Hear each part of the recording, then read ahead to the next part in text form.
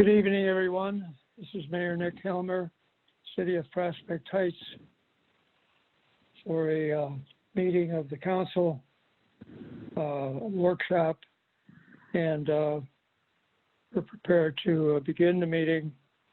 The date today is the 14th of September. And we'll open up with City Deputy Clerk Karen Schultz. Good evening. Pursuant to Governor's executive orders, the head of the public body has determined an in-person meeting of all individual council members under the Open Meetings Act is not practical or prudent. The acting chief administrative officer, Peter Falcone, will attend in person. The council and members of the public may continue to attend the meeting virtually via Zoom as attendance in the boardroom is not feasible. Public comment should have been sent to the deputy clerk. We have not received any public comment up to now. In accordance with the applicable statutes of the state of Illinois and the ordinance of the city of Prospect Heights, notice is hereby given that the city council workshop teleconference meeting of the mayor and city council of the city of Prospect Heights being held on Monday, September 14th, 2020 at 6:30 p.m. Mayor Nicholas J. Helmer presiding. This meeting will be recorded and available on the city's website. Attendees who wish to speak on the agenda or non-agenda items will be provided an opportunity during the teleconference. There is a 5-minute limit for speakers, during which teleconference meeting it is anticipated there will be discussion and consideration of, and if so determined, action upon the matters contained in the following.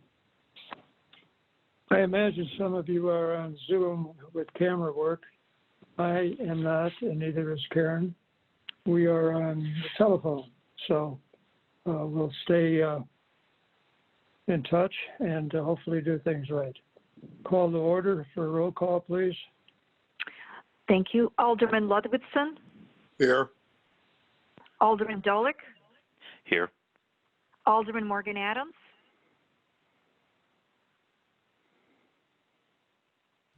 Alderman Morgan Adams. Is she with us? Alderman Quinn. Here. Alderman Cameron. Alderman Cameron has notified us that she will not be here for this meeting tonight. That's right. We still need Morgan Adams, is that right? Yes. You have enough for a quota. Yeah, we do have a quorum, so we're good there.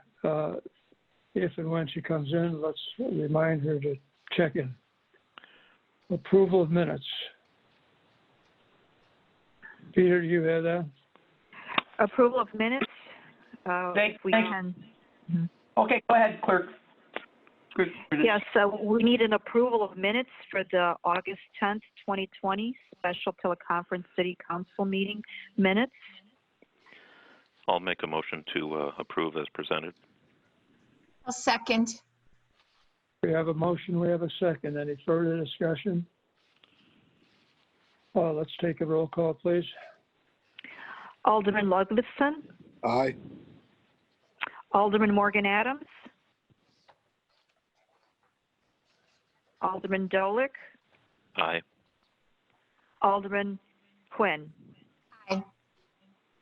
Motion passes 3-0.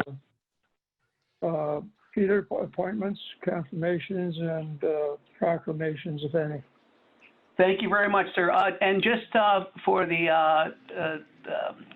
education so everyone knows, Clerk Morgan Adams, Alderman Wendy Morgan Adams appears to be on the line, but for some reason she's not able to speak. So I don't know if she's muted, but I'm not showing her muted on our panel here. So Alderman Morgan Adams, I do see you on there. I don't know why you're not able to speak. But I'll move ahead with the agenda, sir. Item number 3. Hold on one Go second. Let's remind her that to get on and off talking on the phone, it's *6. Some people have used #6 in the past. So if you hit *6, it'll tell you whether you're on or not. We'll give you about 12 seconds. Okay, that was a failure on my part. Let's move on to the next issue. All right, Peter, go ahead. Thank you, sir. Item number 3, appointments, confirmations, and proclamations. We have none at this time. Item number 4, public comment on agenda matters only. Deputy Clerk Schultz said she did not receive any notifications of anyone that wanted to speak. I have not received any notifications of anyone wants to speak, and I do not believe we have any requests at this time, so we will move on. Next item is staff and elected official and commission reports. If you would like to go down the line, sir. Yes. Let's start with Ward 1, who is not here, Alderman Cameron. At present notification, Alderman, Ward 2, Alderman Quinn, please. Thank you, Mayor. I want to thank Mark Roscoe for really an amazing job. It was brought to his attention that there were a need for some golf cart crossing signage and street striping on Country Club Drive by the golf course for the Park District Golf Course. And he really took charge of it and took care of it, and it was all done. And I appreciate it, and I've heard from residents who were really grateful that the signs and the striping was completed. So thank you. All right, thank you. Alderman 3, Alderman Morgan, have you joined us yet? All right, let's move on. Alderman from the 4th Ward, Ludwigson. No report. Thank you. Alderman Dolick from Ward 5. Thank you, sir. I have no report. Thank you. City Clerk, is number Yes. 6. Thank you, Mayor. Hang on one second. Yes. I want to get your name right. Anna Parzyniuk. Thank you. Just quickly here, I want to thank everyone who pursued all the driving elements, and it's still going on, continuing basis to bring census participation to all our residents. I want to remind all our fellow residents to please complete your census if you haven't already, to help all in our community. It is very crucial because we only do this every 10 years.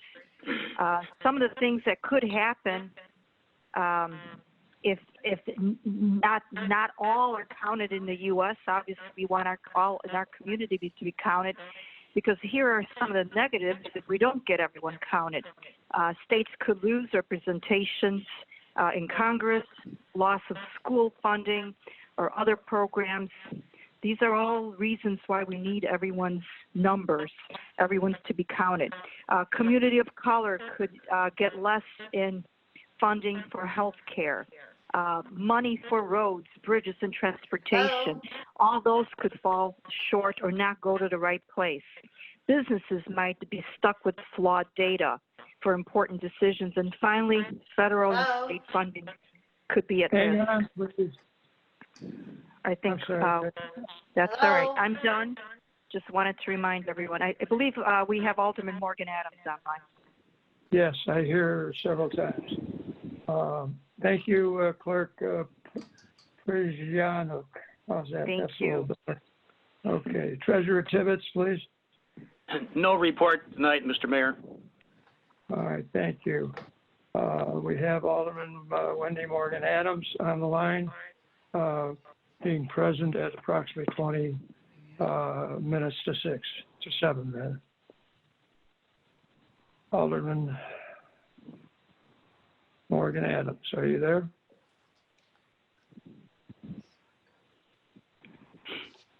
Try the other button. *6.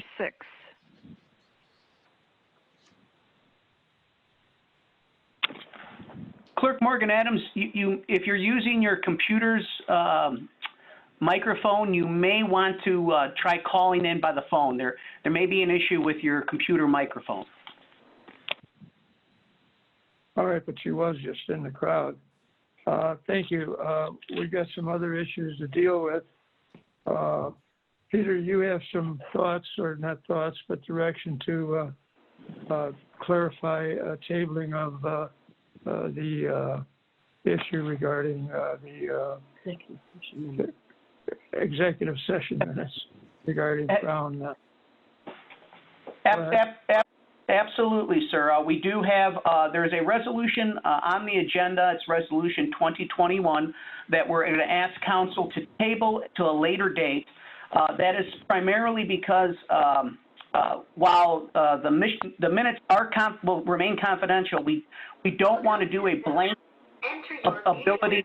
Followed by pound. We don't want to do a blanket approval for destruction of the minutes because some of the executive session minutes deal with ongoing litigation. 39995. This meeting ID does not. So we are requesting that resolution be tabled. Also, I want to make sure that the council is aware that we have a number of requests for first read waivers on this agenda. For about, I think, 5 ordinances, 5 or 6 that we have on here. That is done by staff's request because we anticipate the September 30th meeting to be rather long. We have 2 items on there from the PZBA. One is Lexington Homes and the other is the Crown Castle Tower. As the council may remember, Crown Castle originally was on the August 10th agenda and it was tabled to the August 24th meeting.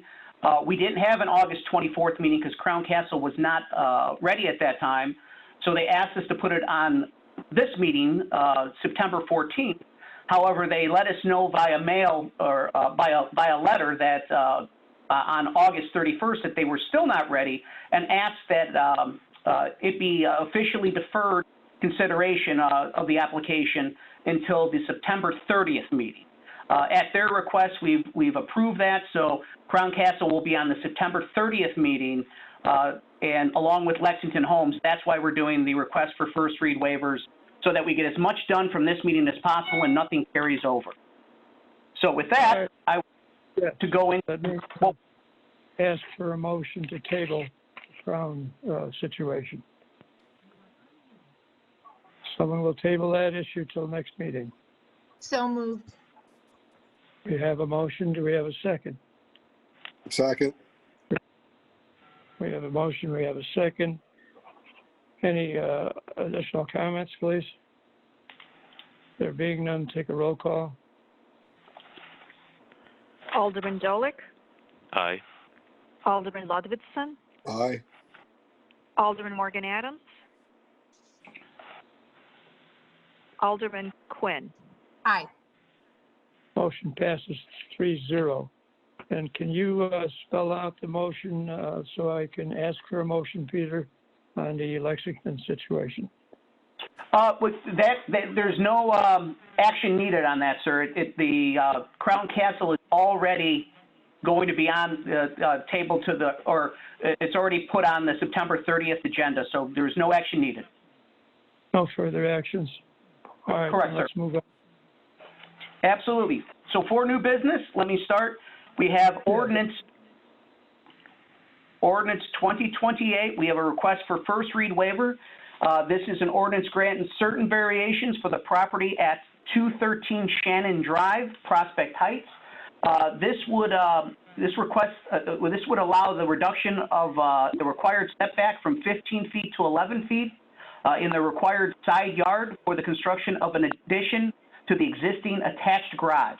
And this is the first read waiver. Mr. Mayor, this is Alderman Ludvigson. We jumped the gun a bit, but go ahead, Alderman. Say again? I said go ahead, you had to say something. I know we passed the staff, so we'll catch that. My question is just to make sure that with the city attorney that we can pass a first read or waive a first reading, because that's what we're going to be doing with all these here, without having 4 votes. Because I know Wendy's on the line, but I don't hear her. Yes, can you hear me now? There you go. Who is that? I was having a big problem. I didn't know it was wrong, and I couldn't even get on by phone. I don't know what was wrong, but I'm finally on. All right. I'm sorry. All right. I've been here the whole time. Go ahead, Wendy. You have a question? No, I didn't have a question. I just want to make sure you knew I was on. All right, Alderman Ludwigson, would you repeat that, please? No, if she's on, we have 4, so we don't even need All to right, know from the attorney, so we would be good anyway. All right, we have a note from the attorney, but you may not have heard what you were asking for. So that No, we can counteract. I was just saying, since Wendy wasn't on, I wasn't sure if we'd be able to waive first readings. Mr. Mayor, this is John O'Driscoll, if I may. Yeah, go ahead, please. So, yes, because we now have 4 present, we are able to move forward with first reading. All right, my question was simple. Did Wendy hear what the motion was or the situation is? Wendy, do you know what's going on? I understand it now. Apparently there were only 3 aldermen, so now I guess I'm the 4th, so there's not an issue. Well, there's not an issue, but you're voting on something. Oh, I know. I did not hear what I was voting on. No, I did not. Thank you. Alderman Ludwigson, could you do it again? I think what you're asking for is a waiver of the first reading for ordinance O-20-28. Yes, and you mentioned that it may take 4 votes. We now have 4 votes. Let's take the roll call again. We need a motion and a second. We need a motion first. So moved. Second. We have a motion. We have a second. Roll call, please. Alderman Dolick, Aye. Alderman Ludwigson, Aye. Alderman Morgan Adams, Aye. Alderman Quinn. Aye. Good point. Thank you. Motion passes 4-0. What's next, Peter? So then, sir, we have ordinance 2028 for a second read. This is granting certain variations for the property at 213 Shannon Drive here in Prospect Heights. Reminder to the council, if you have any questions, we do have Director Peterson on the line, and he can delve more in depth with these topics if you so choose. But we're looking for a second read on this. Motion to approve item 6B. All right.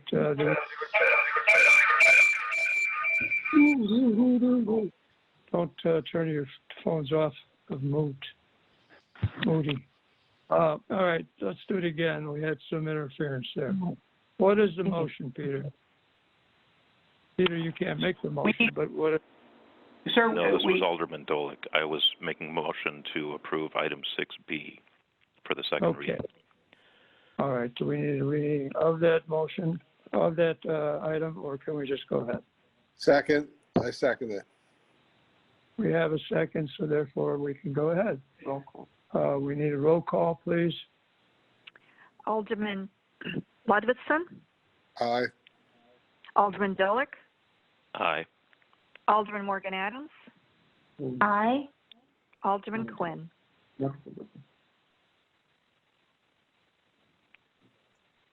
Alderman Quinn. Aye. Okay, we got it. Thank you. Motion passes 4-0.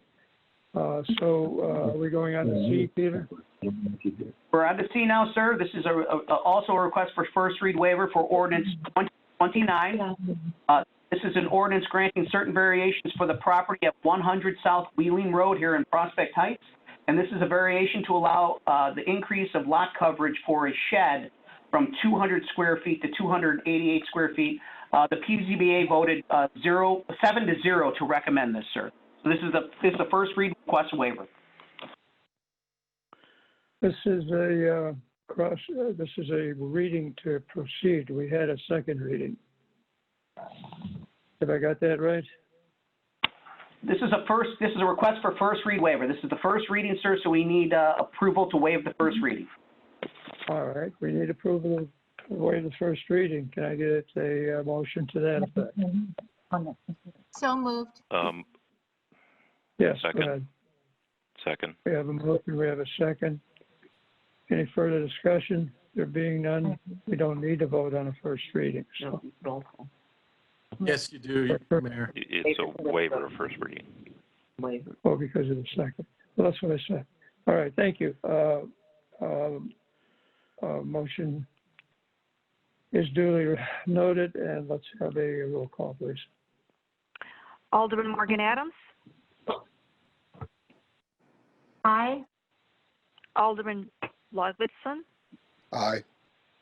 Alderman Dolick, Aye. Alderman Quinn. Aye. We have a motion that passed 4-0. Moving on, Now, sir. Peter. Now, sir, we have the second reading of ordinance 2029, granting certain variations for the property 100 South Wheeling Road. All right, We need a motion. Go. So We need moved. a motion to approve. We have a so moved motion. Who has a second? Second. We have a motion and a second. Any further discussion? Hearing none, let's go ahead with the roll call. Alderman Ludwigson, Aye. Alderman Morgan Adams, Aye. Alderman Dolick, Aye. Alderman Quinn. Aye. Motion passes 4-0. Peter? Yes, sir. We have item E now, which is a request for first read waiver of ordinance 2030. This is an ordinance approving a special use permit and variation for an electronic message center sign at 1318 North Rand Road. This is for the Everclear Car Wash. This PZBA voted 7-0 to recommend with staff recommended conditions, which again, Director Peterson can delve more in depth with this. But we are looking for a first read waiver. So moved. Second. We have a motion for a first meeting. We have, thank you. We need a roll call, please. Alderman Dolick, Aye. Alderman Morgan Adams, Aye. Alderman Ludwigson, Aye. Alderman Quinn. Aye. All right, we got it in gear. Motion passes 4-0. What's next, Peter? Now, sir, we have the second reading of ordinance 2030, which is approving the special use permit and variation for an electric message center sign at 1318 North Rand Road, which is Everclear Car Wash. We are requesting, or we're looking for a second reading approval. So moved. Second. Morgan Adams. So we had a first reading, we have now a second reading, and we have a motion to approve and a second for Mayor, roll quick call. question for Yes. Dan. Dan, is Yes. this with the property or is this with the user?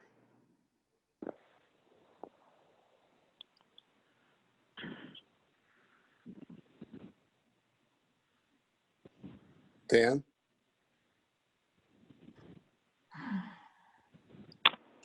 Patrick, he may be muted. Okay. I think He I've is muted, got my answer but in I'm- sections. Hello, I'm unmuted now. I'm here. Sorry. No, this variation and special use is with the user, and should a new user take over, they would have to reestablish the special use of the variation. That's what I'm hoping it was, but it does say in section 6 that it shall run with the land, which I didn't want. I didn't want it to be that way. So if you're saying it's just the user, Hold on a second. Let me back up. I'm sorry.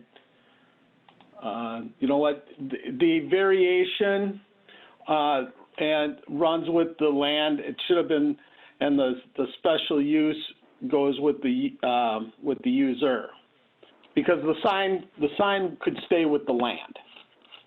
So that just needs to be cleared up. My mistake on that one. But if you would prefer it just to be with the user for both of them, that is fine. I don't have a problem. yeah, because you never know what comes later. I mean, that sign becomes valuable, and everybody who gets one, they never go away. And I just hate to see everybody get one along there, and then we change uses. And I get why they need it. It makes sense to me. I'm all for that. But who knows what happens 10, 15, 20 years from now, and now you got a sign in front of, for some other use. So if it was I'm okay with it if it was for the special use and variations for the current use.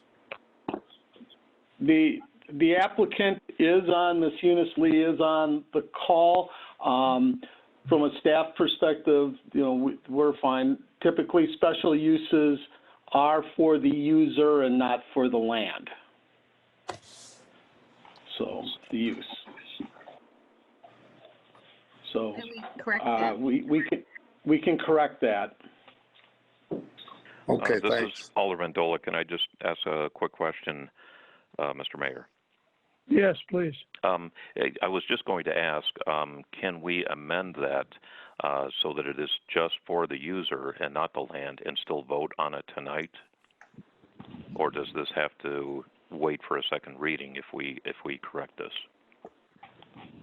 You can go ahead and vote tonight with the amendments. If whoever made the original motion will amend their motion.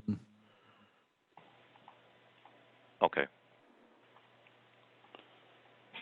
All right, let's have the person that made the original motion, please. Who was? Alderman Dolan. Alderman Dolick made that motion. Then if I could amend the motion to reflect that we are approving it if it is corrected that it's the user that is assigned this, not to the land. Yes, any further comments on that? Need a second on that, please, Mayor. Second. I'm getting there. Now we have a second, and now if there is no further comment, let's have a roll call. Alderman Ludwigson. Aye. Alderman Ludwigson. Okay. Alderman Dolick. Aye. Alderman Morgan Adams. Aye. Alderman Quinn. Aye. Motion passes 4-0. Moving on. I will have a corrected version of the ordinance tomorrow morning. All right. Mr. Mayor, next we have ordinance. We have first read requested waiver for ordinance 2031. This ordinance is amending Title 5, Chapter 2, Section 3 of the City of Prospect Heights Zoning Code definition of off-track betting facility. This would allow sports wagering to be included in the definition of off-track betting facility. This was approved by the PZBA 7-0. We are looking for a first read waiver. So All right, moved. that's what's on the table. We have a motion to approve. Second, please. Second, Morgan Adams. All right, we have a roll call, please. Alderman Dolick. Aye. Alderman Ludwigson. Aye. Alderman Morgan Adams. Aye. Alderman Quinn. Aye. Motion passes 4-0. We're moving on to the second reading now. Yes, sir. Second reading of ordinance 2031. This is establishing sports wagering to be included in the definition of off-track betting facility. Looking for a second reading.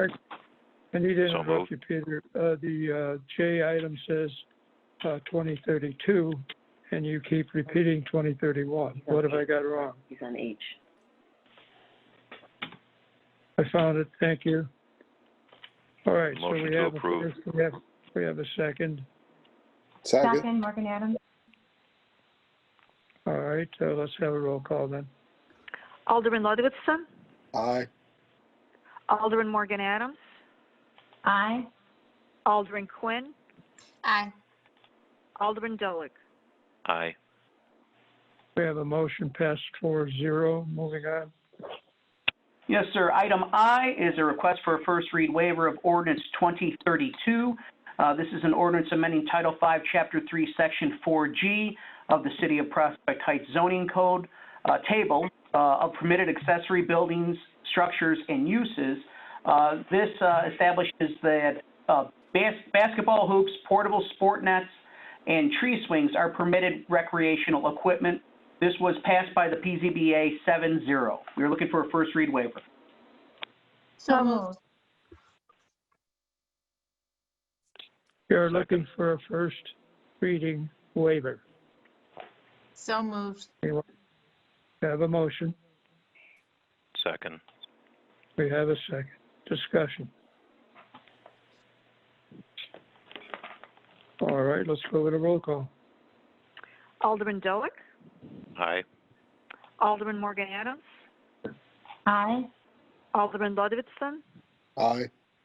Alderman Quinn. Aye. Motion passes 4-0. Moving on to the second reading, Peter. Yes, sir. Second reading of Ordinance 2032. This would establish that basketball hoops, portable sports nets, and tree swings are permitted recreational equipment. We're looking for a second reading. Approval. So moved. Morgan Adams. We have a Second. motion. We have a second. Roll call, please. Alderman Ludwigson, Aye. Aye. Alderman Dolick, Aye. Alderman Quinn, Aye. Alderman Morgan Adams. Aye.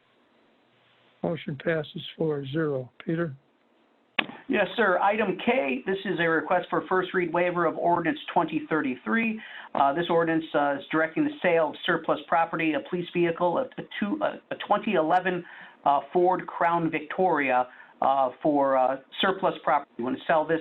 Public Works does this with our outdated vehicles that passed their useful life. These go to auction. We get money that supplements our general fund. This is a first read request for waiver. All right, So moved. let's have the motion. Okay, do we have a second? Second. We have a motion and a second. Roll call, please. Alderman Dolick, Aye. Alderman Ludwigson, Aye. Alderman Morgan Adams, Aye. Alderman Quinn. Aye. Motion passes 4-0. Next item, sir, is the second reading of Ordinance 2033, sale of surplus property, police vehicle 2011 Ford Crown Victoria. We're asking for a second reading approval. Motion to approve. So moved. Morgan Adams. Second, Ludwigson. Got it. Roll call, please. Alderman Ludwigson, Aye. Alderman Morgan Adams, Aye. Alderman what Dolick, I've got the Aye. wrong, it's all wrong, all numbered wrong. It's an old one. That's one I have too. Yeah. Alderman Quinn. Aye. Motion passes 4-0. Okay, sir, item 11, or I'm sorry, item M was tabled. That's the executive session minutes. So item N, as in Nancy, that's resolution 2022. This resolution is approving an intergovernmental agreement with Cook County to provide coronavirus relief funds under the Cook County COVID-19 Funding Response Plan. The city of Prospect Heights was allotted $331,113.47 in coronavirus relief funds. This is the first step that we need in the process, this intergovernmental agreement, to pass it in order to get our allotment. So this resolution approves the intergovernmental agreement and allows us to start the process for getting those $331,000. You know, before I proceed, I have to thank our clerk. She was adamant that this money was available. I didn't believe her. That was so much. We expected so much less. So congratulations, City Clerk Prigiano. Thank you. Thank you. I'm glad this worked out for us. That was better. Okay, now let's have a motion to approve. So moved. All right, that's good. We want the money. So we have a motion, we have a second, and we need a roll call. Alderman Ludwigson, Aye. Just to make Alderman sure, Dolick, oh, go ahead. Aye. Do we have a second, just to make sure, for the record? Yes, well, two people said they made a motion, so we had a double motion that I counted as a first and a second. Okay. So we can do that. All right, where were we right now? Where Now are let's we start right now? over. We can start for the roll call. Alderman Ludwigson, Aye. Alderman Dolick, Aye. Alderman Morgan Adams, Aye. Alderman Quinn. Aye. Wow, great job, 4-0. When do we receive the money, Peter? Tomorrow, okay? That's a little soon. Like I said, this is the first step in the process. Once this is passed, now that it's passed, you just need to sign the intergovernmental agreement, sir, and the resolution. That will go with our application to complete the packet, and we will be sending this out the week of the 21st, once Joe gets back.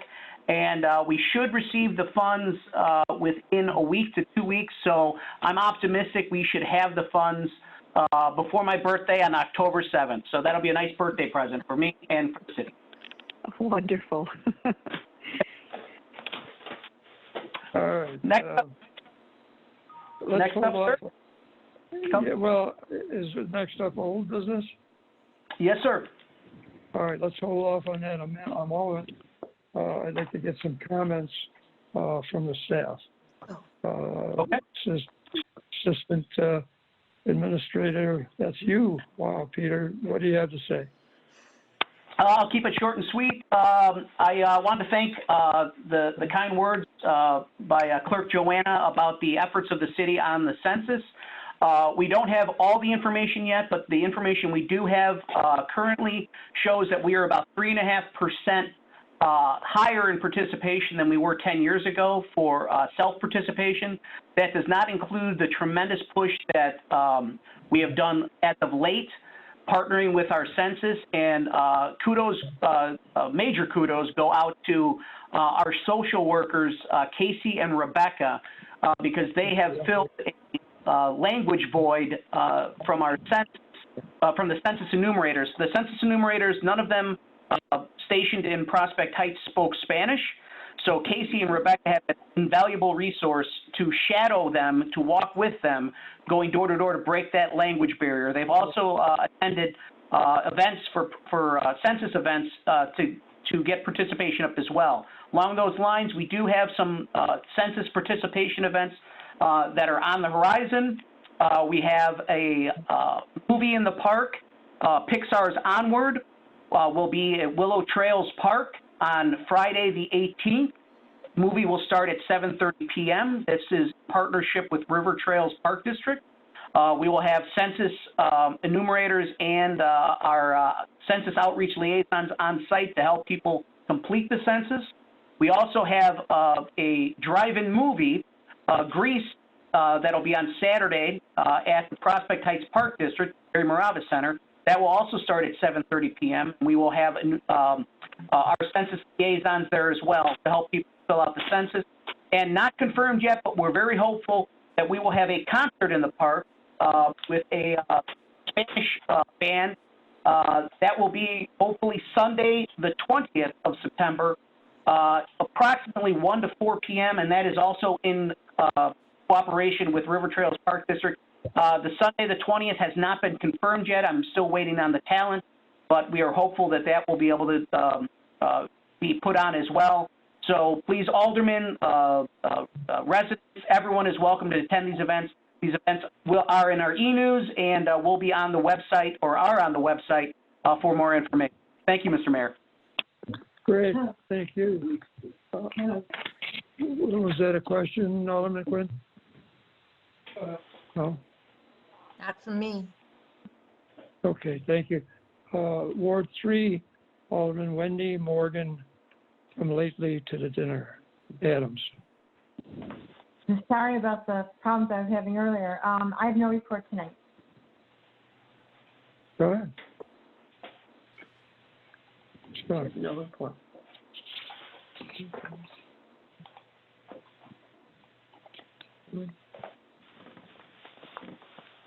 Director of Building and Development, please. Peters. Good evening, Mayor, Council. Right now, I have no new report.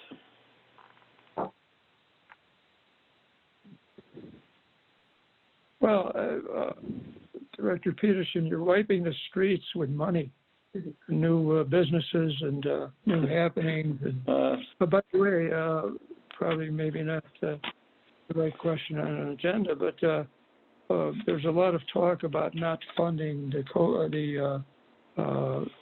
pot dealers that had wanted to open and they're holding licenses. Is that our case too? At this point in time, it's unclear what the state's final resolution is going to be of this. We have not heard that they're formally going to withhold the money.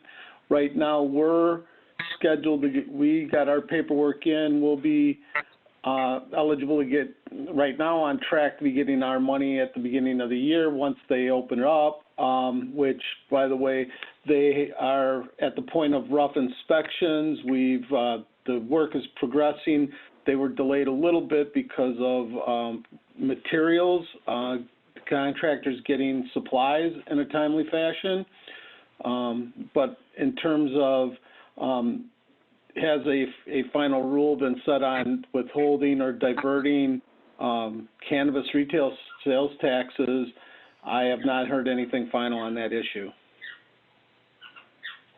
So we're waiting with bated breath. How about Director of Public Works, Roscoe?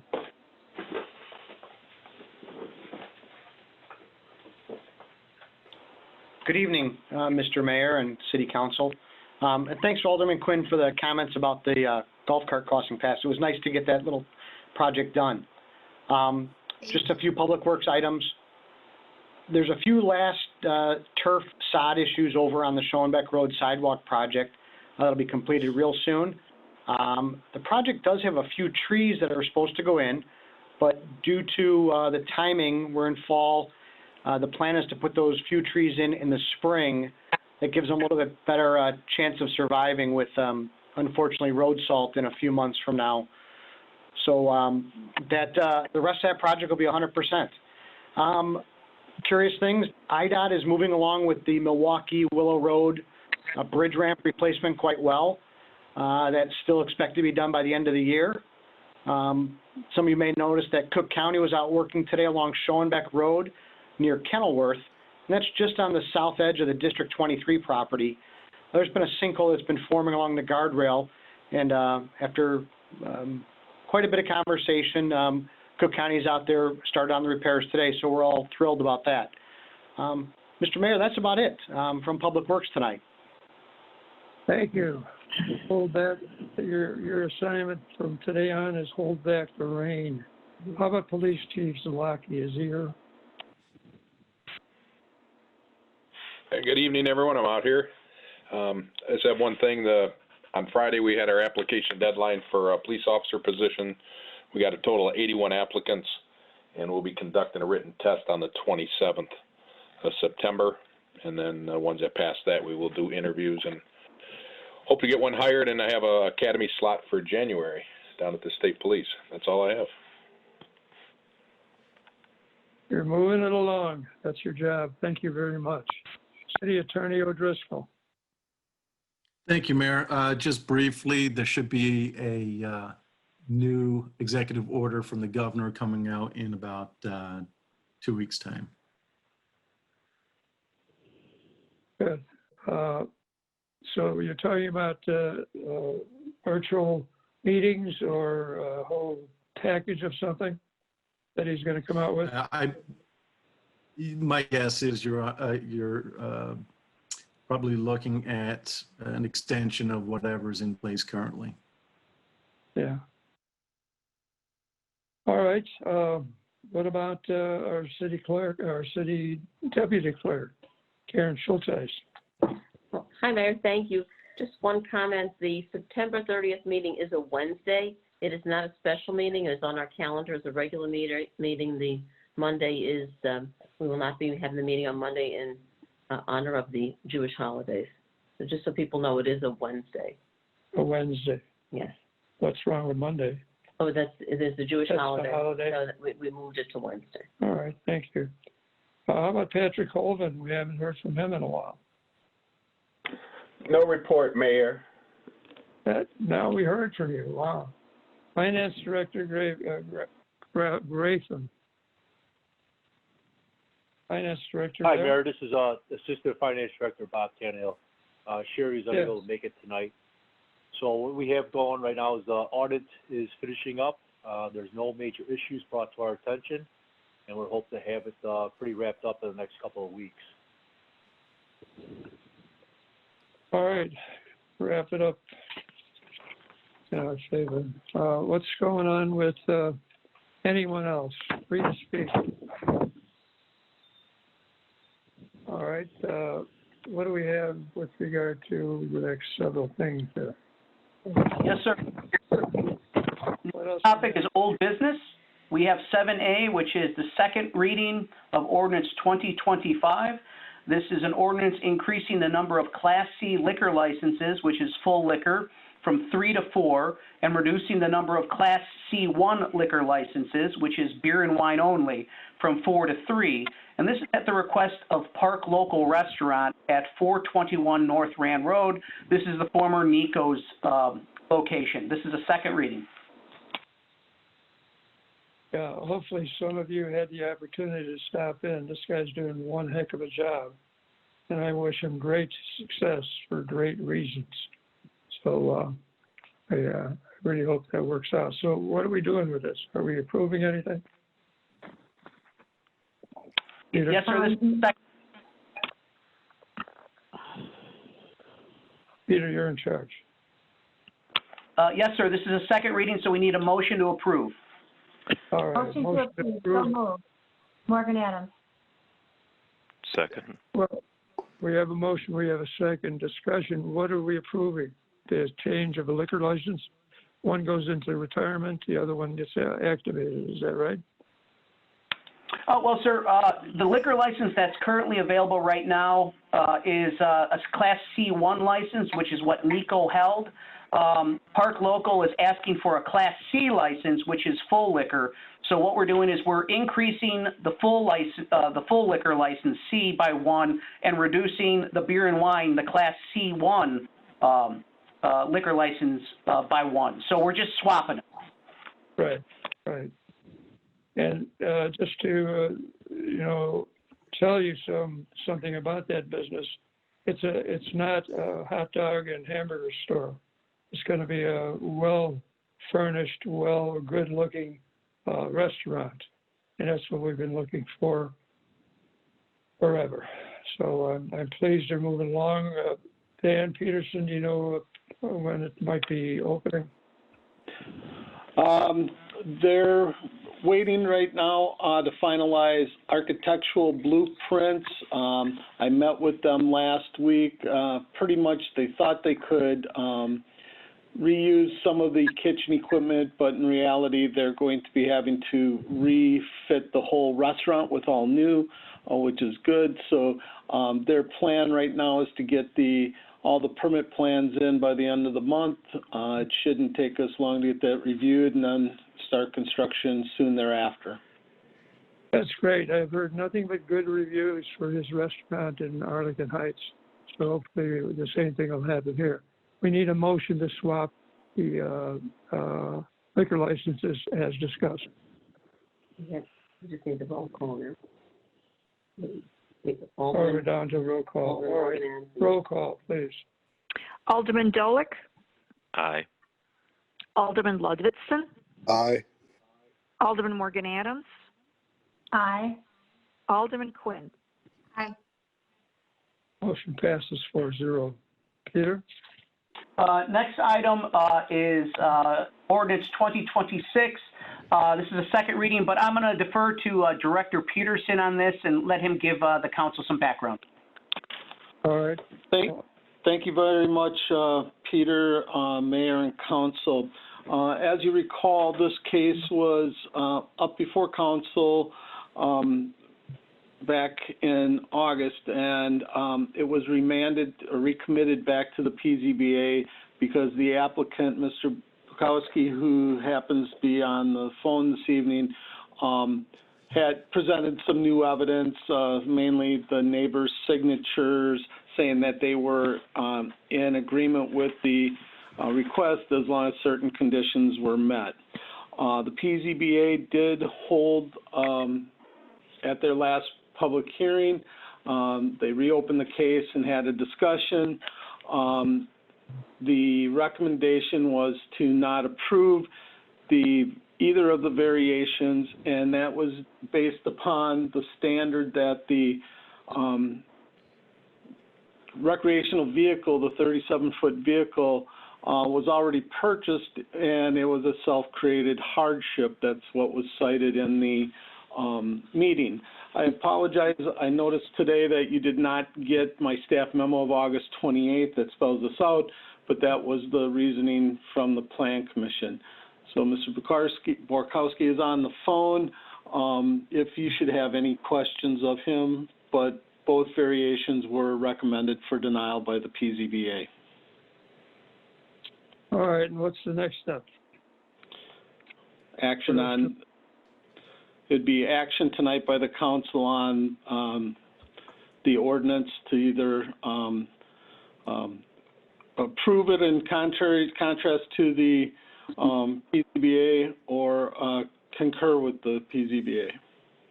So this is the time to make a motion? Yes, sir.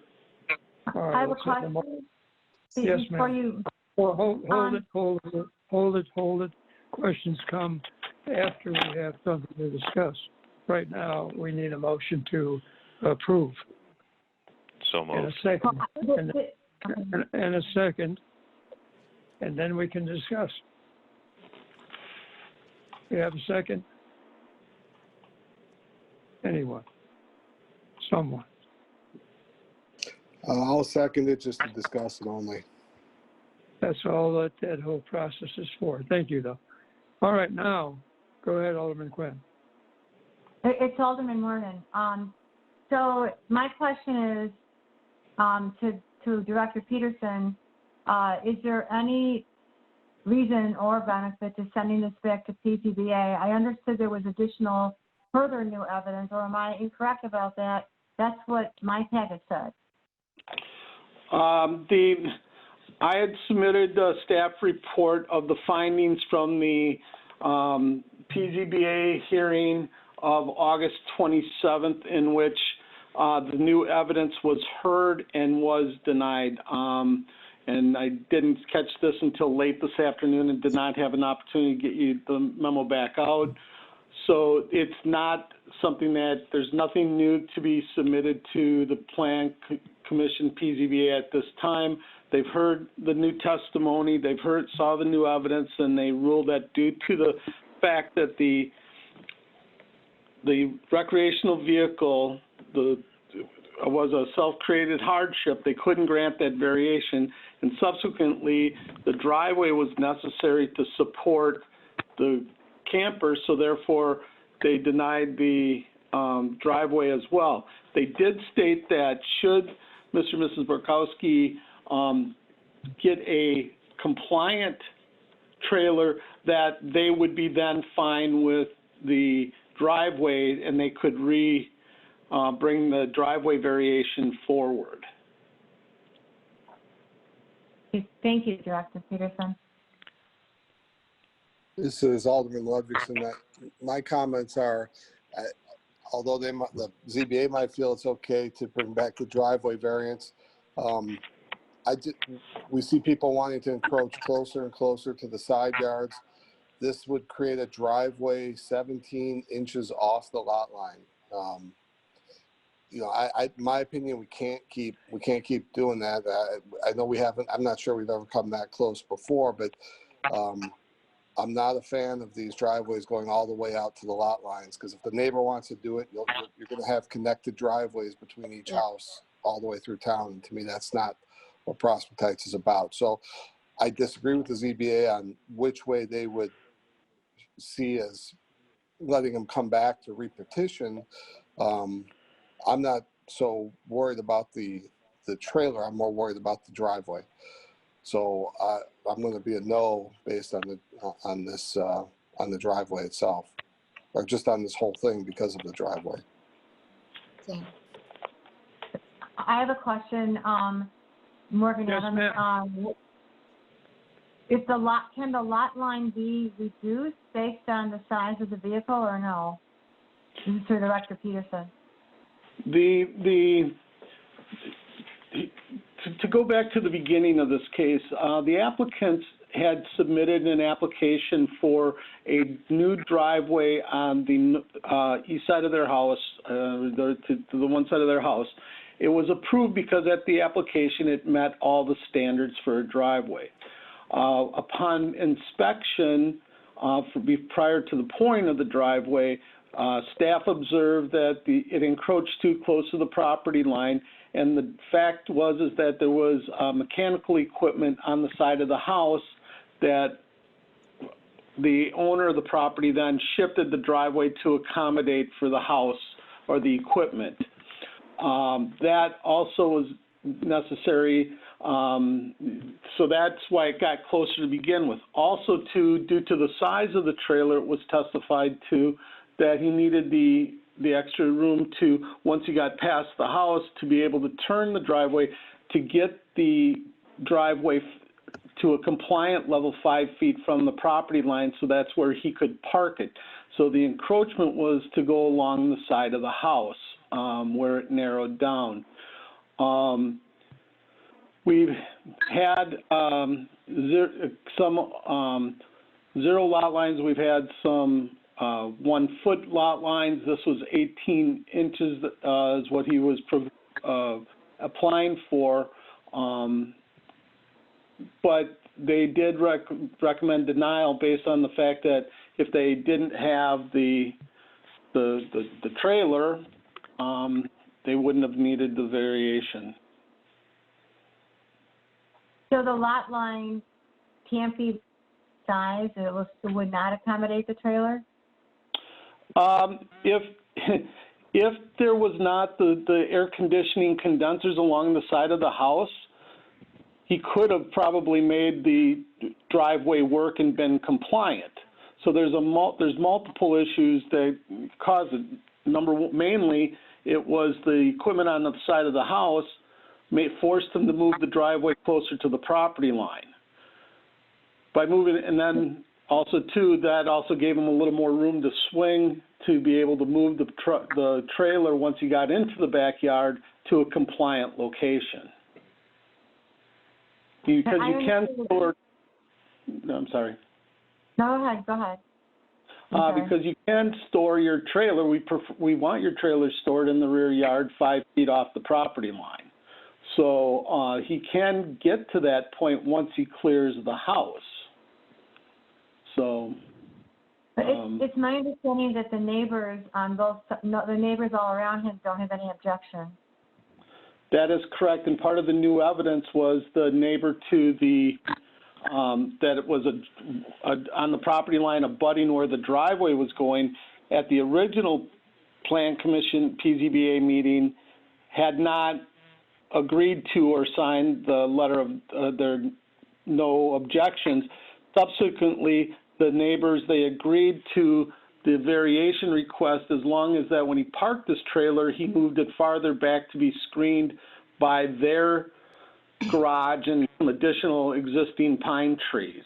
That was part of the justification to send it back to the PZBA. But it did not address the variation request for the extra 5 feet, in which the PZBA ruled as a self-created hardship.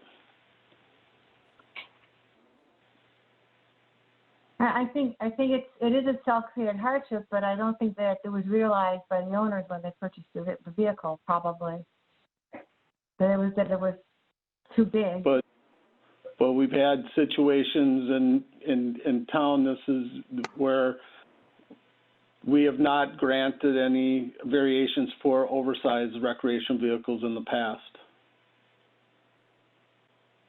Okay. I have a question. Mayor? Go ahead. Dan, you just said that the neighbors signed the document under the, request that he park the vehicle in a certain place. But the truth is, he doesn't have to do that, right? He doesn't have to park the vehicle by the trees if he doesn't feel like it. Well, we could put a condition, but then that'd be up to us policing or responding to complaints. The fact is that both parties agreed to it. Both parties presented to staff that they would abide by that condition. But you are correct that there's really nothing concrete. Once he gets it in the rear yard, he could park it in the rear yard.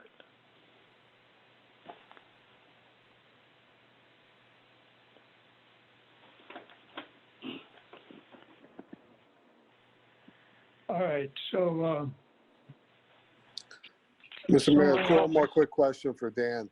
yes, The applicant could remove his condensing units and get his 11-foot wide driveway if he moved his condensing units and then stay compliant with the 5 feet?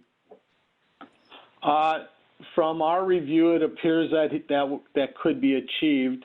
I think he looked at it when we asked that it was less expensive at this point in time to seek the variation, but yes, he could move those to the rear yard or to another location to get it out of the way of the proposed driveway. And I know this is... Oh, go ahead. One at a time, please. Go ahead, Alderman Ludwigson. I was just going to say, this is kind of a uniquely, well, I guess it's not true because it's happening in Ward 2, but when they build these driveways like this, a lot of times there's a contour difference between one lot to the other. So one lot might be 3 feet higher than the other from center line to center line. And what happens is you have to build a wall, like to hold your driveway up. I don't know if that is this case, but to put a driveway, 17 inches from, or 18 inches from the lot line, which they would still be allowed to put a fence up too. I mean, the lot line fence is a zero encroachment, right? I mean, you can go up to the lot line, correct, Dan? Yes, there is an existing fence, and in these cases where there is side yard variation requirements, we require that the applicant put in curbing along the edge of the driveway and pitch the driveway to control the stormwater created by that new impervious surface to their own property, either to sheet drain to the front or to the rear or onto their property to reduce the potential for drainage water to go to that neighboring abutting property. And the applicant agreed to do that, and his plans did show that he would contour the driveway to sheet the drainage to his own property. Okay, no, I get that they do that, but to me, the part you'll see it through the fourth ward where this does create issues with water flow and the shooting of the water, hits the driveway as like a dam. And I know they're going to put the culvert in there, and in 10, 15 years, the culvert will be lower than the grass, and this just exacerbates all our problems. I mean, I'm not a fan of this zero lot line approach, which to me, 18 inches with a hard paved surface is a zero lot line. So I would be a no on that. As far as the camper goes, I got no problem with his camper.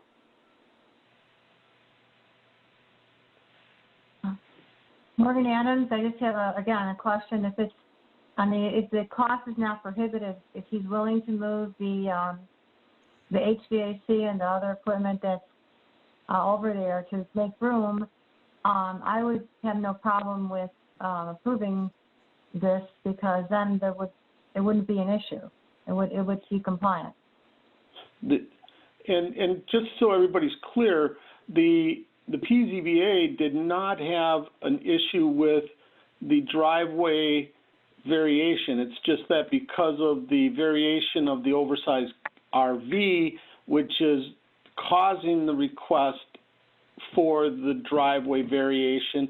Additionally, they said if you granted the driveway variation but did not grant this because the question came, well, what if we bought a new RV that's compliant? That is great, but there's no guarantee when that would happen, and for them to keep their existing non-compliant for a length of time was determined by the PZBA to potentially be problematic for enforcement, and when would that ever happen? And there's no guarantee it ever would happen, so then you'd have a non-compliant condition. So I think the questions come, is the council comfortable with the oversized camper? And then if that is the case, then are you comfortable with the driveway variation? Because that's how the two play together. Yeah, I would be comfortable with the oversized camper. I just think if he has to move the equipment, the HVAC and other equipment that would enable him to be compliant with the driveway variation, I would be okay with it.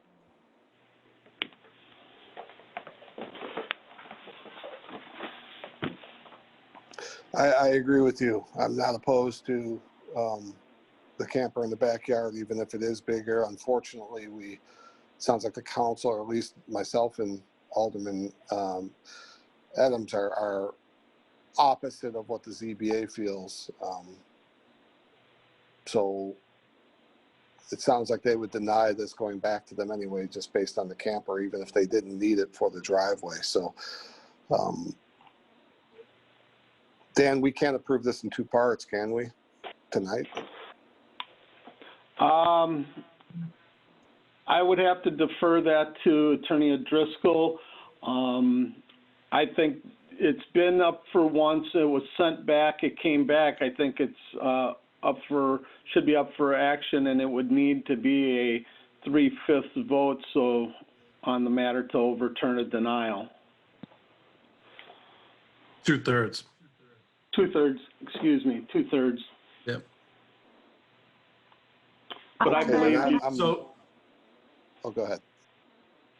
So I think you could split it up if you wanted to. If whoever there's already a motion and a second to approve the variations. So I think you could amend that motion, split it up if you so desired. And thinking about it, though, the only issue is if we approve the camper without the driveway, he's got no way to get it back there. I know he can build the driveway in compliance, but he would have to do that before he could utilize that second part of the approval. So I'm not so sure that's a good idea anyway. Otherwise, he's just driving back there. Yeah. So I guess the question then is, can we approve part and reserve part to our attorney? Can we do that? Yes. If that's what the council so desires. And there is a current pending motion which is seconded.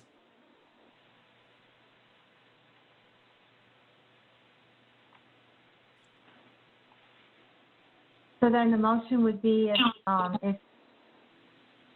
if he moves the equipment and HVAC to be compliant, and then once he does that, then we can come back and approve the variation and the fact that it's an oversized trailer. I'm sorry, you faded out there. I didn't catch all of that. Oh, I'm sorry. So if we make a condition that he has to remove the equipment and move it elsewhere to be compliant and approve it, then we would come back and approve the other part of it. Is that correct?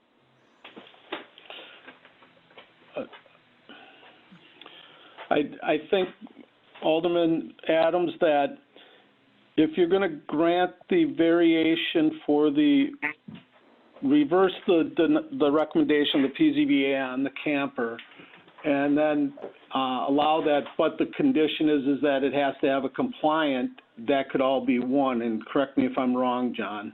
Right. Because then there would be no need for the second variation.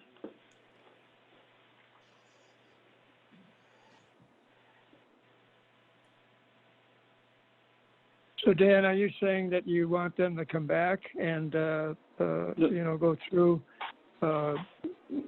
moving the air conditioners or widening the driveway, whatever it is that would be compliant, and then go from there?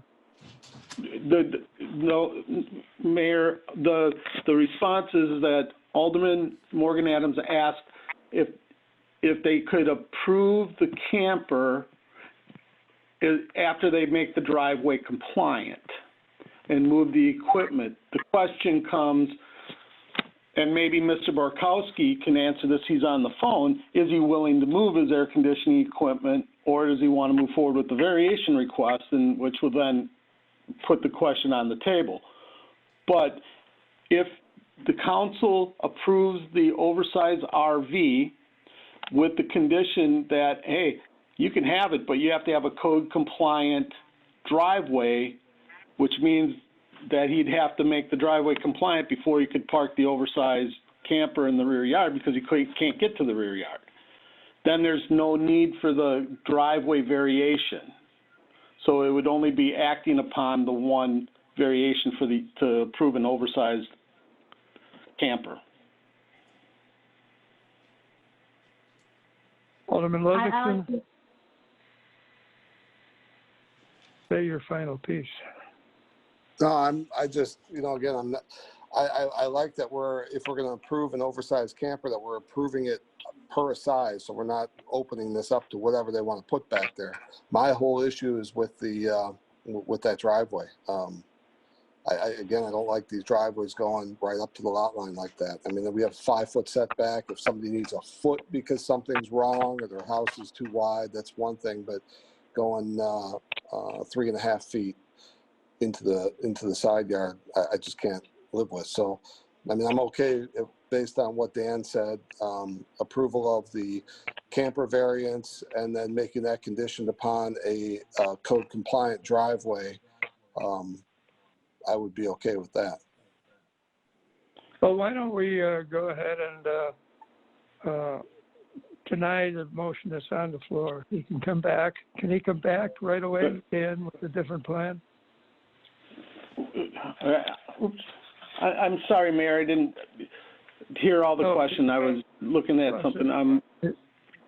I said we're at odds here. Why don't we deny the motion that's on the floor with a second and suggest that he came back and you at Public Works, at Planning and Zoning, work out something that would work and then come back.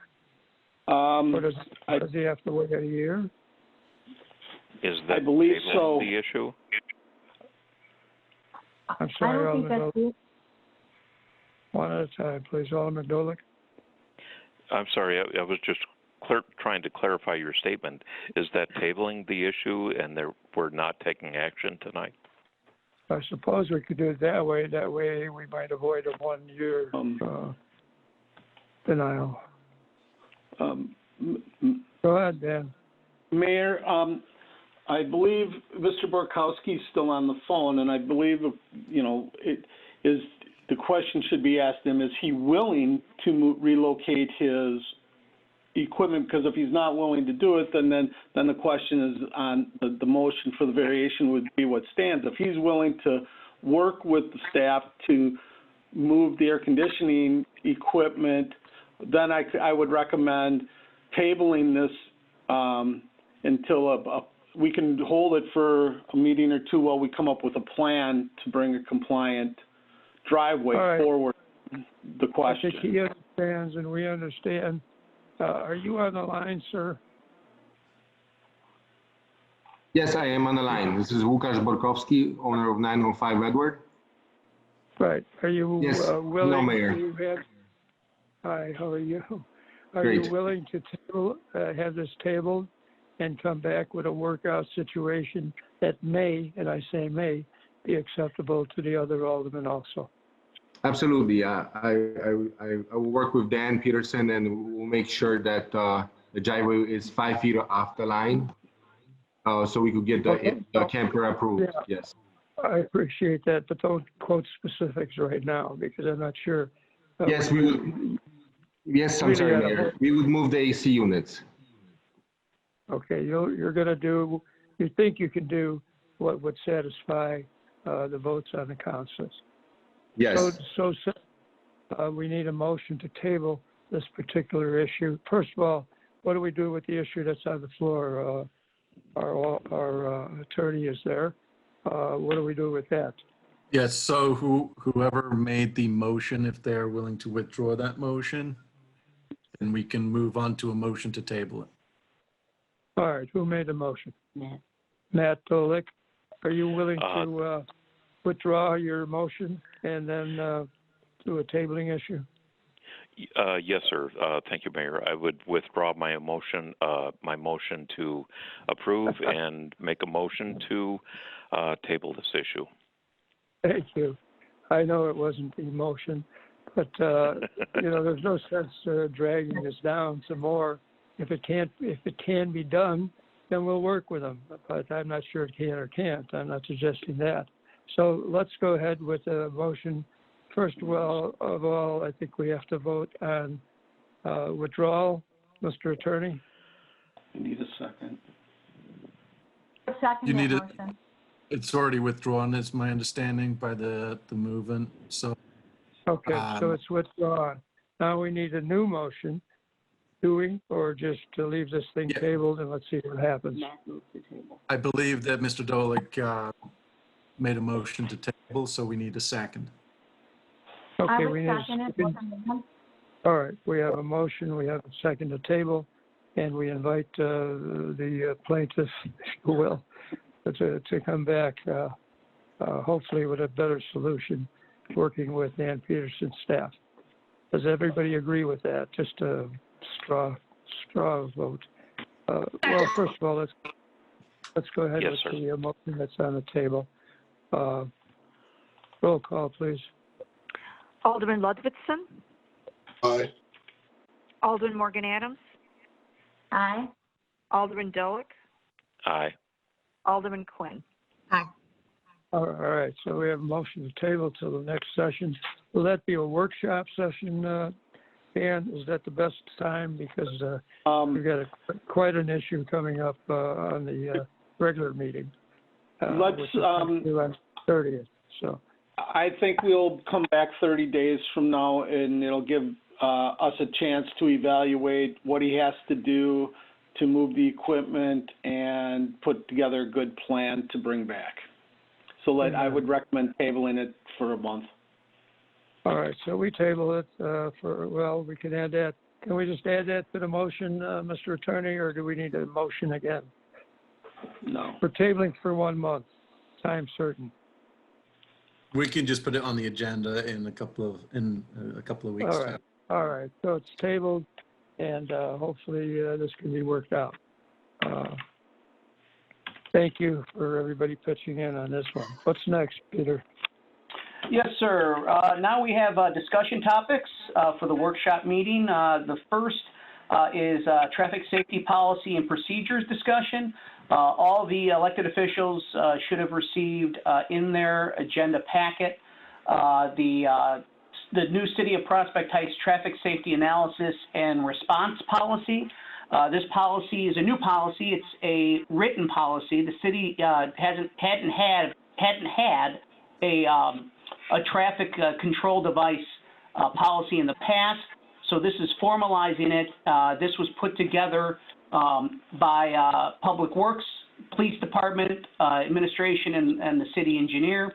And we're recommending at some point after discussion and input from the City Council that this policy be adopted. So what it'll eventually do is formalize the city's existing practices and responses so that it's not codified, but it's at least in black and white and written down. So this is open for discussion now.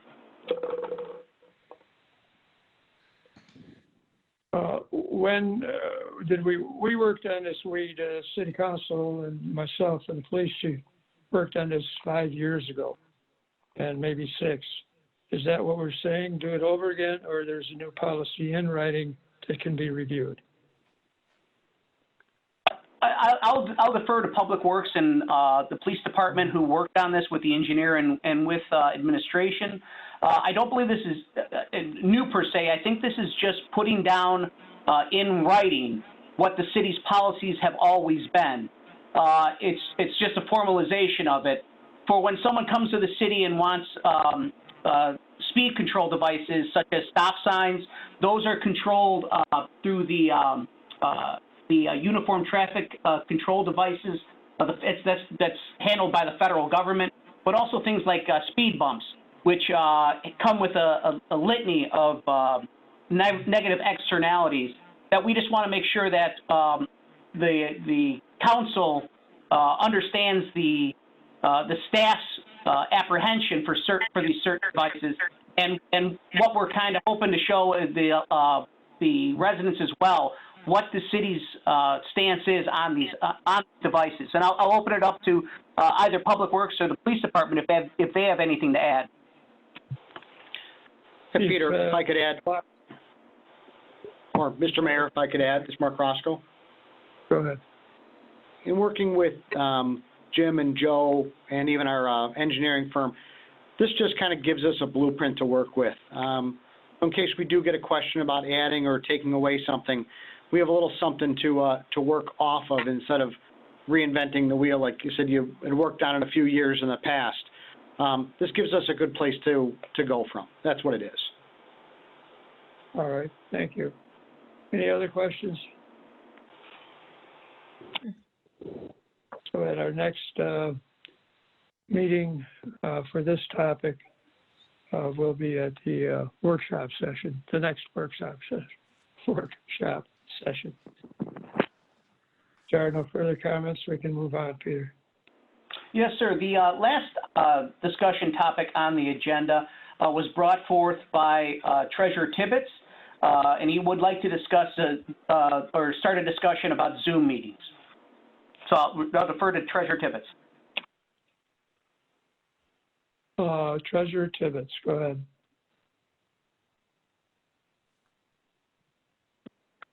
I think he's zoomed away. I just had to unmute myself.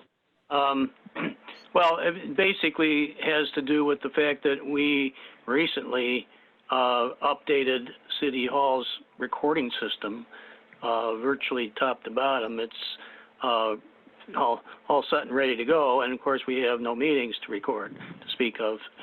It seems to me that we could entertain the possibility of establishing somewhat of a hybrid type of a situation where the council, staff, and presenters would come into City Hall socially distanced and hold a meeting, which I think would be better from the standpoint of everyone being able to hear each other and respond to each other, because for the most part we can't see each other on the Zoom calls, and that would help with the flow of the meeting, the understanding between each other, and also I think would help the public who's looking in via Zoom. So I'm not eliminating Zoom altogether with my idea or proposal to establish some sort of a hybrid where the public is still is able to participate in the meeting via Zoom through microphones, video monitors, and so forth. It's certainly doable right at this particular time if the council decided that they wanted to try that. So. Well, Zoom meetings also can be at different places. I can be at home, you can be at home, etc. If it's a Zoom meeting, you'll be on TV. So that's what Zoom is. I'm not sure how you would legislate that. You can do both. I know some of you have a Zoom connection. I do, and others have just the iPhone connection. I just am adamant that people do not come to City Hall, including us, because of the limitations. But you look at the numbers, I've said this several times already, people are dying in front of us. Thousands of people, not hundreds, thousands. And they're still being checked. There are thousands of people that are being diagnosed as, or at least checked if they're having COVID problems. I will not come to a meeting like that. We have a Zoom situation. You get on the TV, you can see me, if that's what you want, and I can see you. That's really no reason to sit together somewhere I am not taking that chance. So I don't know, Attorney Driscoll, who has the final word on how a meeting is run? I understand the plans were renewed again by Governor Pritzker that we can be separated as long as the main guy, in this case Joe Wade, and in his absence, the Assistant Director, Peter Falcone, be present at the station. That's my point, and you can have yours. Who's first? This is, Mayor, this is Kathy Quinn. I would like to say something. I completely agree that City Hall is not set up to do a safe in-person meeting at this time. It's just not. But I would like to encourage all of our, I would like to really encourage all of our officials, when they're out doing public events, that they're wearing a mask, because that optics does not meet with the same optics as saying we won't meet in person. Because I think when residents see that, then they question what our real motivation is. So I would like to encourage any of our staff and elected officials, when we're doing official business, to be wearing a mask. But also, I agree that we have to be on the side of safety in terms of the meetings. We do not have a facility that can accommodate a safe separation of even the council 6 feet apart. So I don't see how we could do even a hybrid meeting at this time. Thank you. I must remind you that when you see someone without a mask, it's because they're speaking, and it's hard to speak through a mask. When that happens, you need 6 feet of separation by everyone around you. With So all due respect, we have posted photos on our website and in our newsletters that show people not 6 feet apart, not wearing masks, and I've had complaints from residents about it. They're really appalled. So it's the optics. I think we have to really be cautious about it. Our staff wears masks. Your mayor wears masks. Every single time I go to City Hall, the people at City Hall that greet people coming in, everybody covers. You went to a ribbon cutting without a mask, Mayor, and that's Not where true. people ask the question. Not true. I just gave you a clarification. I spoke at the ribbon cutting, and I put my mask back on. So, even our great Mr. Biden does that, and our wonderful Mr. Who's our other presidential candidate, President Trump. That's what it is. You can't understand people with a mask on that are giving speeches or talks. So please don't ever accuse me of not wearing a mask, because you're dead wrong. Next person, please. We have photos. Yeah, show them to me. Bring them over. Everybody knows where Mr. Mayor, may I speak to Morgan Adams? Yes, go ahead. Thank you. My concern, and I know I've raised this, has to do with going on the video for the alderman and our mayor, to be able to be on Zoom video, so that the people who are, the residents who are, we're going to have a big meeting on the 30th. It's going to be a lot of residents participating.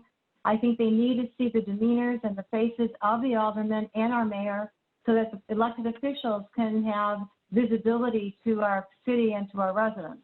I know that we've been doing this by phone, but I think most of the aldermen, if not all, and I think yourself, Your Honor, also has the ability to go on video via Zoom, and I think it would be really helpful in terms of conducting our meetings. And people I've had complaints by residents. I've heard complaints. The fact that they would like to see our faces, they would like to see us discussing and our demeanors, and see us as well as to hear us. And I think it is important, and I'd like to see it done. I know we haven't been doing it. I'm on Zoom video right now. I've been on Zoom the entire session. I would like to see the other aldermen do it, and I'd like to see Your Honor do it as well, if you can, because I really think it does make a better impression to the public, and I think it does help in terms of the residents feeling more confident in us in their elected officials with respect to what we're doing, Thank you. our actions. Peter, would you clarify who the most prominent person on your e-news every week is? I hope you're going to say the mayor. Is that correct? If that's the answer you want me to say, sir, yes, you are the most prominent person. All right. And have you ever looked at a picture of me in the e-news that you put in? I look at all of them, sir. All right. So you know that in that picture, when the mayor is introduced up on top, that mayor, which happens to be me, has a mask on. Has had a mask on for a month, maybe 2 or 3. I think it's relevant. I don't want to die, and that's why I don't have people coming to my house breathing on me without a mask. My own grandchildren come over from across the street with masks on. My own daughter and son-in-law, same thing. And that's just a given. I would like you, Alderman Quinn, you know, you really kind of irritate me a little bit. Not bad, not bad. I like you a lot. But the point is, why don't you go to Rob Roy and check 1,250 people that live there and see how many people are wearing masks? And then give me a count. Check your own neighborhood, check your own backyard, and then have something to say. If you're trolling around looking for people without masks, Well, first you're of not all, doing Mayor, anything. I don't want to argue with you. I want you to be healthy and I don't want you to get sick. We had an art event in our neighborhood over the weekend and one person didn't have a mask on. She forgot it. So I understand what you're saying. I'm just saying when the newsletter is printed on our website and I get it in my inbox, you guys see it. You had a ribbon cutting at a local restaurant and you, in the picture, you didn't have a mask on. And what it looks like is that we're not caring about their staff. And I know that's not true. I'm just telling you that's what the optics are. You know, it's too bad, honestly, that you can't make these ribbon cutting ceremonies. Nobody comes, and you don't come either. Well, you have them when people are working, so I'm sorry about that. Yeah. Well, I have a job too. Thank you. All right, let's move on. Anyone else have comments on the issue? Yes, Mr. Mayor? Yes, I do. Oh, I'll go last. Go ahead. Go ahead. Mr. Mayor, this is Rich Tibbetts. Just a point to make that we measured the chairs up at the dais, and every other chair at the dais is almost exactly 6 feet apart. Almost is not close enough. Well, it's 6 feet apart. I don't know if it's within an inch or so, but it's in that domain. Can you imagine when the, I'll call it Lexington, comes up and wants to present, and we're sitting there. We have to sit 6 feet apart, right? Mm-hmm. Okay. So, and there were how many people were on the phone, Karen? Do you remember 68 people? Over 100. Can you imagine looking at over 100 people that are breathing within the confines? And Mr. Mayor, I don't. You missed my point completely. Those 68 people wouldn't be in the room. Well, why would we be in the room? We've got Zoom machines. That's what we mean. That's what I mean by a hybrid.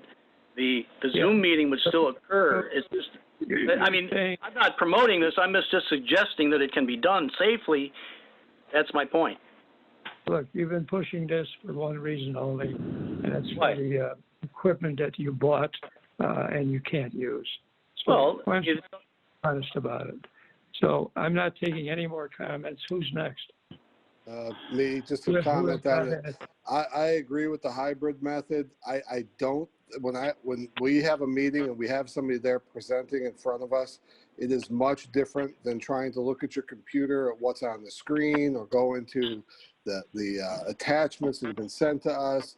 It's very different to discuss something like the Lexington development on Zoom. It doesn't really work. I don't think we're doing the residents any good by being on these Zoom meetings with issues like that. Do I agree that we shouldn't have a crowd in the room? Yes.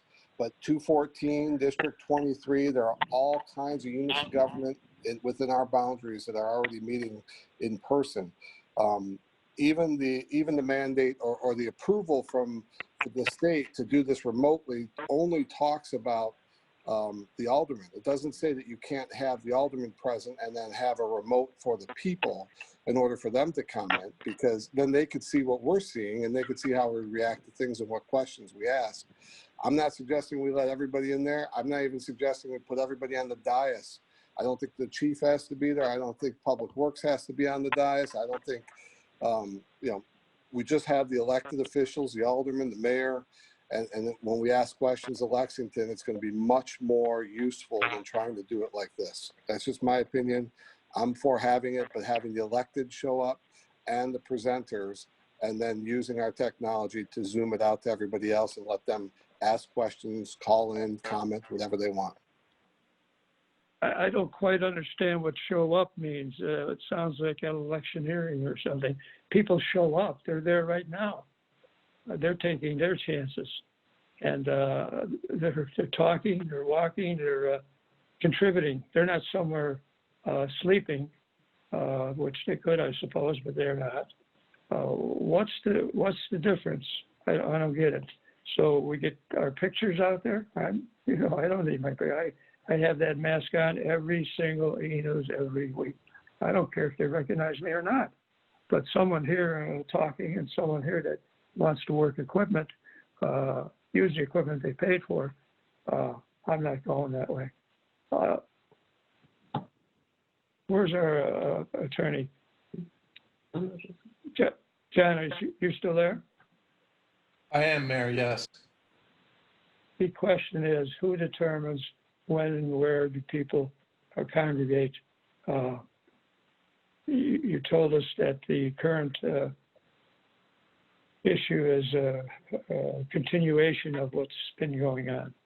Who changes that in our city? So there's a few different things that kind of collide. There's the governor's executive order. There is the recent amendment to the Open Meetings Act. And then there's other out there. So none of the law specifies that you cannot have a hybrid. Law specifies that you can have a hybrid, but I think reading the law as a whole, hybrid would be permitted if that is what is wanted. Wanted by who? Is that voted on by the council? Well, Mayor, you know what? That's a great question. That's not entirely clear to me off the cuff. I think I would prefer to take a peek at what the law says on that. I mean, right. All right, please do that. We are in this meeting because there's the head of the public body, as defined under actually FOIA, has made a determination that the in-person meeting is not practical or prudent. So that's one methodology that is being used. So there's multiple methodologies. All right, thank you. Anyone else want to add their comments? Say your name. Morgan Adams, I would just like to say something else. I feel like my comments have been ignored. I know that we talked about a hybrid. I think that, the hybrid method is a potentially good method, but if we were in City Hall and we had the hybrid, we would all have to wear masks. So the video, Zoom video, if all the elected officials were on video, we wouldn't have to wear masks. We wouldn't be all in the same place. We'd all be in separate places. We would not have to wear masks, and the residents could see us. So one of those two methods, I think, are the methods we should look at. Nobody has commented, or even, I feel like my proposal has been totally ignored. I think it's the most economical and reasonable method that everybody goes on Zoom video. I don't know why nobody is going on Zoom video. I did it tonight. I don't see why the rest of the aldermen, our mayor, cannot do it. I think it would make a big difference. I think the hybrid is also a potentially good choice, but then we would have to wear masks, so our residents wouldn't be able to see us. We would not have an audience, but we also would be wearing masks. So there's some negatives to that aspect of it. But either way would be fine. I would like to see that at least the elected officials are seen in one way or another. They can be seen easily on Zoom video, where all of us get on the video as opposed to being just on the phone. And I don't know why we can't accommodate that. I don't know why. I just don't understand that. I think other cities and villages are doing it, and I don't know why this city cannot. Well, many citizens are not doing it, so let's move on, please. Thank you, though, for your... We're not talking about citizens. We're talking about elected officials in a city or village. And I'd like to see if other aldermen have a comment on that issue. We don't need a comment. Some may be doing it, some may be not. I don't want to do it. We're talking about our aldermen. Well, I'm not going to ask them right now. I want to wait till I can... Well, I'll answer. I don't mind answering. I agree with you. I agree with you, Alderman Adams. We could do the video, but to me, the video thing on Zoom is kind of goofy when we're all, not even looking. We're looking at our computers and trying to. It doesn't really do anything. I mean, it's different when you're in person and you have somebody that's presenting, and you could look at something and you could ask questions, and you're not in this broken voice of three people trying to talk at once. It's much more clear when we're in the room together. And all I'm suggesting is that the elected officials meet, go on the dais, and if you want to pixelate out my face, Mr. Mayor, so I'm not getting so nobody knows who I am, I'm fine with that. I just feel I do a better job as an alderman when somebody's presenting something as big as Lexington project, or as big as the cell phone tower issue. I want to be there so I can catch the nuances of what's going on. And it's not just some text on my computer or something I see flashed up on the computer that they might be talking about. That does the public no good. The public is not harmed by answering or asking questions via the Zoom meeting itself. I think we do a better job if we're there and the presenters are there and we interact with them. So I'd like the city attorney to get back to us with an official memo on his interpretation of the governor's executive order. Mayor, this is Alderman Quinn. Can I add something to that? Yes, ma'am. I personally am on the same side as Mayor Helmer. This is not the time for people to be in a room with 20 people that are not in their personal bubble. And I think for myself, and I will only speak for myself, I am not going to go into a room with a bunch of people who are not my day-to-day bubble to have a meeting, because I think we're all the professionals are working on Zoom all day long, and I don't see it as being any kind of an issue to interact and do business on Zoom. Although, Wendy, you have a cell phone on, which is making the sound go back because you're not on your Zoom. Your phone is. There's something wrong with my audio. Normally I'm on my Zoom. I'm just saying. There's a problem with my audio tonight. I know you just have two devices on, which you can't. But the point is, I don't. For myself, I don't think that I can make decisions any better or worse whether I'm in person with a group of people or not. I know it's not an easy thing, but I don't think it's a healthy thing right now. And if Lexington and the Crown Castle, we could push those decisions further out, rather if people want to wait until it's a little safer to be in person, that would be something to consider. All right, quickly said. Thank you for your comments, by the way.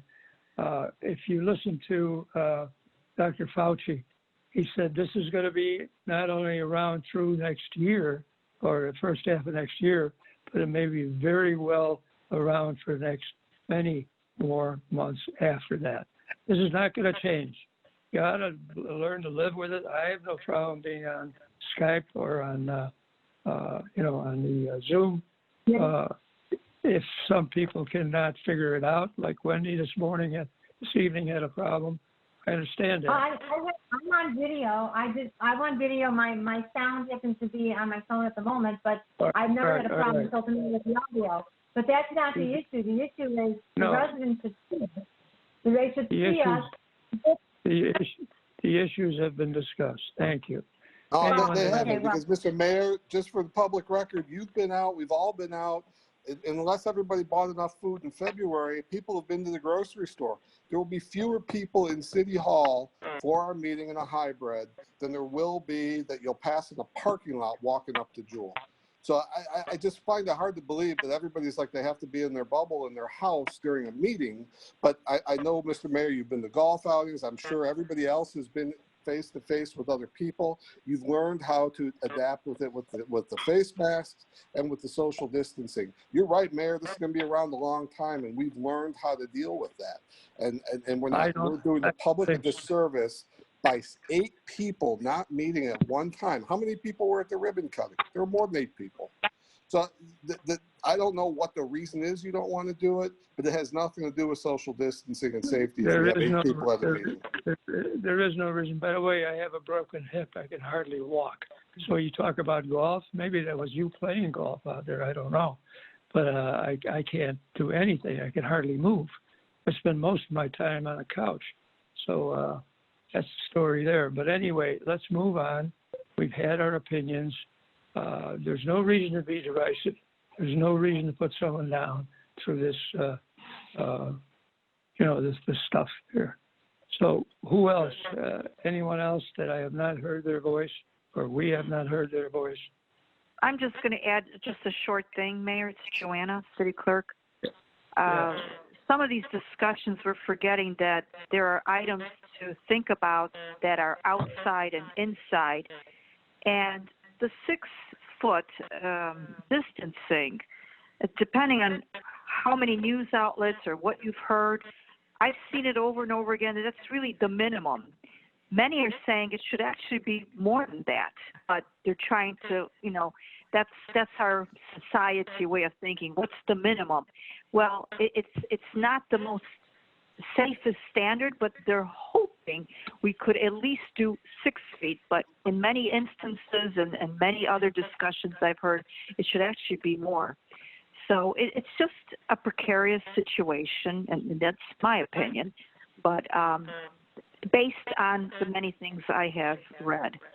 So it's just still dangerous. I know Alderman Ludwigson was saying, well, we learn to adapt and we go here and there, but we're still coming back into this discussion of being back inside again versus running around for essentials. Thank you. Anyone else? All right. Where are we? City business is an essential, just so my opinion, city business is an essential. So it's very essential, and they need us to make the right decisions and get all the info. No. I'm for coming back the 30th. We got to talk. Well, we're about not. it. Yeah, well, it's not like we're avoiding anything. Yeah, Alderman Ludwigson, you work in an office environment, don't you? Yes, I've got I do. 1,200 people. I have 1,200 people in Oak Brook. None of them are in the office environment.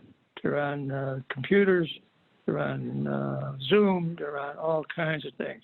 1,200 people get along fine, get their business done just right, nationally, not just down the street. So I've seen this work in many buildings downtown. You know my So are you son. saying we should do this forever then? I mean, it doesn't make any sense to me. This doesn't make any sense to me. I think we should. Why? Because you're a politician? We don't. Well, what do you do? What do you do in office? You're cracking me up, Nick, because I think Kathy and I know a lot different than what you're saying on this meeting, and you're making me doubt myself. But I'm gonna go see it again, and I hope you're right about what you said, but I don't think you are about whether you've been out. Well, what are you talking about? I mean, I can't wager with you if you don't tell me what you're talking about. No, you keep saying, and this is perfect as to why these Zoom meetings are so bad, because it gives you the cover to say, no, I've never been out. I don't go out anymore. I can't walk. My hip's broken. You were just at the ribbon cutting, weren't you? Yes, I was driven over there and I limped in. Yes, absolutely. What the hell are you talking about? The hell I'm talking about is that you feel the ribbon cutting is more important than talking about an issue as important as Lexington. Unlike you, that doesn't even go see his citizens that he's responsible for. I've never seen you out with citizens. Okay, I'm just asking you to go to City Hall to do the city's business. All You right. say you go there every day. Yeah. What? You say you go to I City go to Hall that. every day. That is a total lie. Don't spread Okay. lies. Okay. I Okay. get there an All hour right. here, an hour there. Why don't you, check your facts? If you want to disparage me, go ahead. I don't really care. But anyway, let's move on. All right. What? But I do want to see before that we move report. on, yeah, I really, excuse me, this is Morgan Adams, and before we move on, I know you want to move on, Mr. Mayor, and I appreciate that, but I feel like we're all getting ignored here. I mean, I don't think we're doing a service to our community, being on the phone and not being either video or, as Alderman Ludwigson said, doing the hybrid. I agree that we're essential business, we're elected officials, and the residents, and he's right, something as important as Lexington or the Crown Castle, I mean, we need to be more available to our residents, and either it's the hybrid or, I mean, I don't know why no one even thought, I know Joanna, you had said that you wanted the video to be part of this, that it was better than being on the phone, but you didn't say anything. I don't understand why no other aldermen are saying anything, but we do need something other than just the phone. If we're going to do this, pass them through January, even through next year, to do this on the phone does not make any sense. It just doesn't, it's not effective, and it's a problem. And I think Wendy, you're on the phone right blow it now. off, move on, I don't agree. Pat, shut her down, please. You said that 4 times, by the way. So, moving on, what do we have? Warrants, Peter? That's correct, sir. We have the approval of the warrants now. All right, City Clerk, will you take us through it? Yes, and I know Morgan Adams had brought this up. I did talk about it, Alderman Morgan Adams, about video capacity. That could be discussed as far as what the staff could do. I did discuss that on another day with the staff on all that, including Richard Tibbetts and Joe Wade, who he's on vacation now. So there were some discussion about it. It's just a matter of getting all on the same table. So there are certain things that technically, I guess, weren't possible to do. So I decided not to say anything about it because I already did. So anyway, I'm sure there will be more discussion or something to that effect to help answer all that. So I'm sorry I didn't say anything, but it's because I had already brought that up a couple of weeks ago when we first were talking about it. Anyway, I will go ahead with the warrants, please. With the approval of warrants. Okay, so our total for the approval of warrants for the council is $241,323.30. We also had wire payments on August 28th, 2020. Payroll posting was $159,668.24. The August 26, 2020 police pension funding amounted to $73,254.80. The August Illinois Municipal Retirement Fund was $22,836.11, which brings the total warrant amount to $497,082.45 for approval, please. Motion to approve as presented. So moved. We have a motion. Second. We have a second. Any other comments? There being none, call the vote. Roll call, please. Alderman Ludwigson? Aye. Alderman Morgan Adams? Aye. Alderman Dolick? Aye. Alderman Quinn? Aye. Motion passes 4-0. Peter, anything else? No, sir. We have no other public comments on non-agenda items that have been submitted. I don't believe that the council or any other elected officials want executive session. So that leads us to adjournment, sir. Motion to adjourn, please. So moved. Second, please. Second. Voice vote, say aye if you approve. Say no if you don't. Aye. Aye. 3. Who else approves? Aye. We have approval. Thank you very much.